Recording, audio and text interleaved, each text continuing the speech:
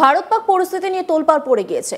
এরই মাঝে নয়া উত্তেজনা। রাজস্থানের দুই জায়গাকে উড়িয়ে দেওয়ার হুমকি। জয়পুরের এসএমএস স্টেডিয়ামকেও উড়িয়ে দেওয়ার হুমকি। ইমেলে হুমকি পেয়েছে স্পোর্টস কাউন্সিল।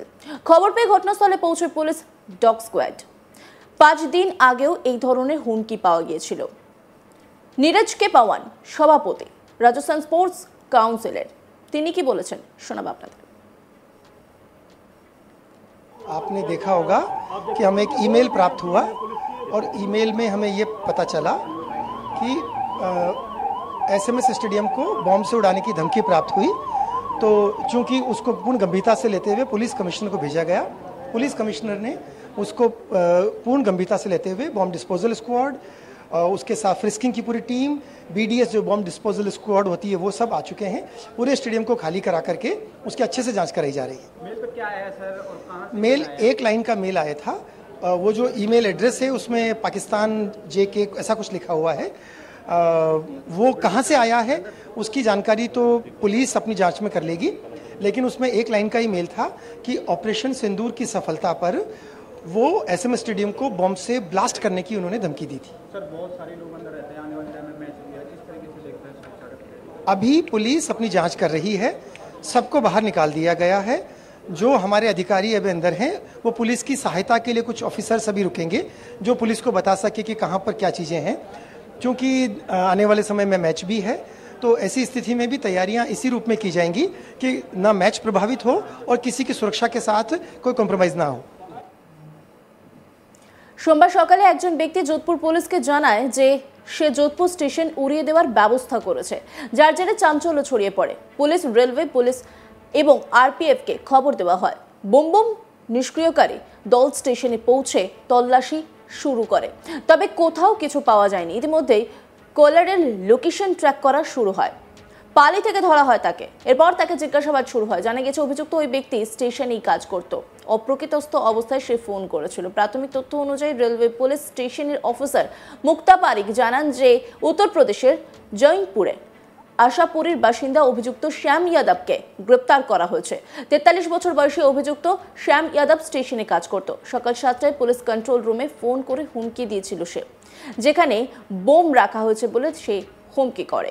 এরপর যৌথ প্রচেষ্টায় অভিযুক্তকে পালি থেকে পাকড়াও করা হয়। ডিসিপি পশ্চিম রাজস্বী রাজবর্মা বলেন, দুদিনে আমরা 2টো মেল পেয়েছি এবং ভুয়ো একটি কল পেয়েছি, যেখানে শহরে বিভিন্ন জায়গা উড়িয়ে দেওয়ার তথ্য দেওয়া হয়েছিল, যা তদন্ত করা হয়েছিল। মেলটির IP অ্যাড্রেস খুঁজে বের করা হয়েছে। জানা গেছে রাজীব গান্ধীনগর থানায় বসবাসকারী একজন মানসিক ভারসাম্যহীন মহিলা।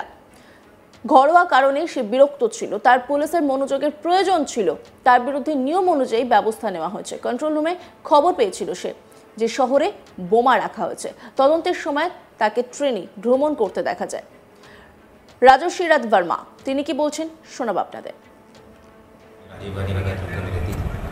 और वो डिप्रेशन का शिकार थी और कुछ पारिवारिक डिस्प्यूट था और इस वजह से उसे पुलिस अटेंशन चाहिए था, इसलिए उसने इस तरीके का मेल किया।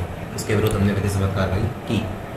इसी क्रम में कल भी हमारे कंट्रोल रूम में एक सूचना आई थी कि जोधपुर में अलग अलग जगह कुछ बॉम्ब रखे हुए हैं और वो कभी भी डेटोनेट हो सकता है। उस कॉल को हमने तुरंत ट्रेस किया और जब उसका लोकेशन निकलवाया तो वो ट्रेन में होना पाया गया और GRP और पाली पुलिस के साथ मिलकर उसे फिर पाली स्टेशन से हमने डिटेन किया। पूछताछ में ये पाया गया कि वो शराब के नशे में धुत था और शराब के नशे में ही ऐसी हरकत उसने की थी।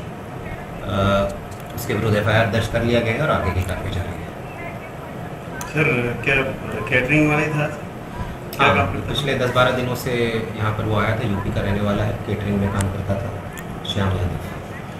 सर ऐसे लोग जो है इनके लिए क्या मैसेज देंगे? बिल्कुल, ये मैं आपके माध्यम से सबको ये मैसेज देना चाहूँगा कि वर्तमान परिप्रेक्ष्य में जो माहौल है सुरक्षा की दृष्टि से कोई भी व्यक्ति इस तरीके का मेल कॉल ना करे जिससे माहौल बिगड़ने की संभावना रहे। साथ ही साथ आमजन से भी अपील है कि ऐसी अफवाहों पर भी ध्यान ना दे जब तक हमारी तरफ से आधिकारिक रूप से कोई किसी भी चीज़ की पुष्टि ना हो। तो ऐसी अफवाहों पर भी ध्यान ना दें। अगर कोई रियल इंटेलिजेंस होगा तो हम खुद बताएंगे। बाकी इस तरीके के होक्स मेल और कॉल्स आ रहे हैं, काफ़ी जगह आ रहे हैं और हम उनके विरुद्ध कार्रवाई भी कर रहे हैं।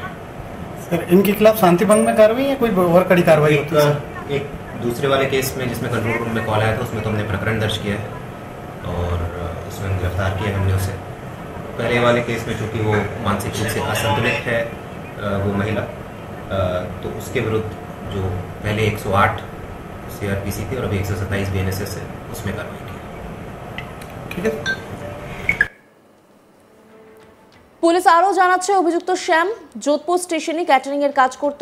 তার পেমেন্টের সমস্যা ছিল। ডিসিপি বলেন যে বর্তমান পরিস্থিতিতে জনসাধারণের গুজবে কান দেওয়া উচিত নয়, শুধুমাত্র পুলিশের অফিসিয়াল তথ্যেই ভরসা রাখা উচিত। এদিকে জয়পুরের SMS স্টেডিয়ামকেও উড়িয়ে দেওয়ার হুমকি ইমেল পাওয়া গেছে। স্পোর্টস কাউন্সিল সেই মেল পেয়েছে। খবর পেয়ে ঘটনাস্থলে পৌঁছয় পুলিশ ডগ স্কোয়াড। 5 দিন আগেও এক ধরনের হুমকি পাওয়া গিয়েছিল।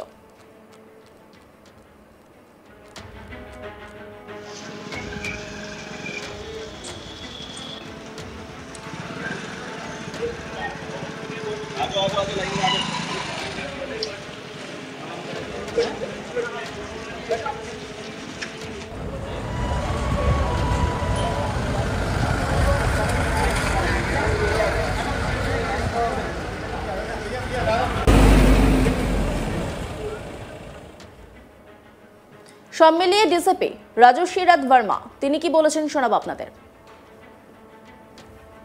राजीव गांधी नगर में रहती थी और वो डिप्रेशन का शिकार थी और कुछ पारिवारिक डिस्प्यूट था और इस वजह से उसे पुलिस अटेंशन चाहिए था, इसलिए उसने इस तरीके का मेल किया। उसके विरुद्ध हमने विधिसभा कार्रवाई की। इसी क्रम में कल भी हमारे कंट्रोल रूम में एक सूचना आई थी कि जोधपुर में अलग अलग जगह कुछ बॉम्ब रखे हुए हैं और वो कभी भी डेटोनेट हो सकता है। उस कॉल को हमने तुरंत ट्रेस किया और जब उसका लोकेशन निकलवाया तो वो ट्रेन में होना पाया गया और GRP और पाली पुलिस के साथ मिलकर उसे फिर पाली स्टेशन से हमने डिटेन किया। पूछताछ में ये पाया गया कि वो शराब के नशे में धुत था और शराब के नशे में ही ऐसी हरकत उसने की थी। उसके विरुद्ध FIR दर्ज कर लिया गया है और आगे की कार्रवाई जारी है। सर क्या कैटरिंग वाले था? हाँ, पिछले 10-12 दिनों से यहाँ पर वो आया था। यूपी का रहने वाला है, केटरिंग में काम करता था, श्याम यादव। सर ऐसे लोग जो है इनके लिए क्या मैसेज देंगे? बिल्कुल, ये मैं आपके माध्यम से सबको ये मैसेज देना चाहूँगा कि वर्तमान परिप्रेक्ष्य में जो माहौल है सुरक्षा की दृष्टि से कोई भी व्यक्ति इस तरीके का मेल कॉल ना करे जिससे माहौल बिगड़ने की संभावना रहे। साथ ही साथ आमजन से भी अपील है कि ऐसी अफवाहों पर भी ध्यान ना दे जब तक हमारी तरफ से आधिकारिक रूप से कोई किसी भी चीज़ की पुष्टि ना हो। तो ऐसी अफवाहों पर भी ध्यान ना दें। अगर कोई रियल इंटेलिजेंस होगा तो हम खुद बताएंगे। बाकी इस तरीके के होक्स मेल और कॉल्स आ रहे हैं, काफ़ी जगह आ रहे हैं और हम उनके विरुद्ध कार्रवाई भी कर रहे हैं। सर इनके खिलाफ शांति भंग में कार्रवाई या कोई और कड़ी कार्रवाई होती है? एक दूसरे वाले केस में जिसमें कंट्रोल रूम में कॉल आया था उसमें तो हमने प्रकरण दर्ज किया है और उसमें गिरफ्तार किया हमने उसे। पहले वाले केस में चूँकि वो मानसिक रूप से असंतुलित है वो महिला, तो उसके विरुद्ध जो पहले 108 CRPC थी और अभी 127 BNSS है उसमें कार्रवाई की। অন্যান্য খবরের আপডেটের জন্য অবশ্যই নজর রাখুন আজ তাক বাংলার ইউটিউব স্ট্রিমিংয়ে। লাইক, কমেন্ট, শেয়ার এবং সাবস্ক্রাইব করতে ভুলবেন না।